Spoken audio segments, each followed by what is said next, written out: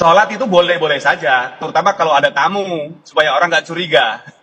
Tapi dalam doktrinnya sholat belum diwajibkan, karena Indonesia masih fase Mekah atau fase masa jahiliyah. Jadi Mas Ken, tahun berapa Anda di sana dan sampai tahun berapa?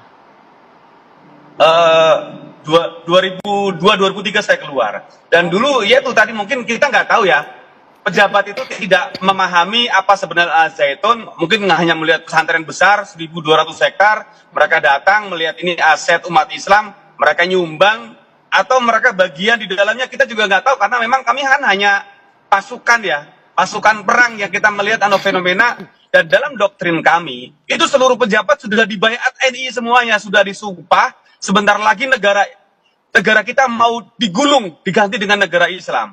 Bahkan ketika saya keluar dulu kan presiden di Indonesia kan Bu Megawati datang ke Al-Zaitun, ini doktrinnya Ratu Balkis datang ke kerajaan Sulaiman. Jadi Al-Zaitun seperti kerajaan Sulaiman, nanti Bu Megawati menyerahkan tahtanya kepada Panji Gumilang. Nah itu doktrin kepada kami dulu dan itu masuk. Bagaimana Anda bisa menerima doktrin itu? Ini kan nggak masuk akal begitu ya. Bagaimana brainwash itu terjadi di dalam pondok pesantren Al-Zaitun? Ya semuanya kan menggunakan dalil-dalil agama, menggunakan ayat-ayat kitab suci. Awalnya nggak masuk akal memang, tapi ketika semuanya menggunakan konsep dialog, bahasa kita dulu namanya dangdutan atau istilahnya pengkondisian. Misalnya saya gambarkan begini, dalam perekrutan NI itu satu korban 5 perekrut. Jadi korbannya misalnya laki-laki, yang rekrut 5 perempuan cantik yang hobinya sama.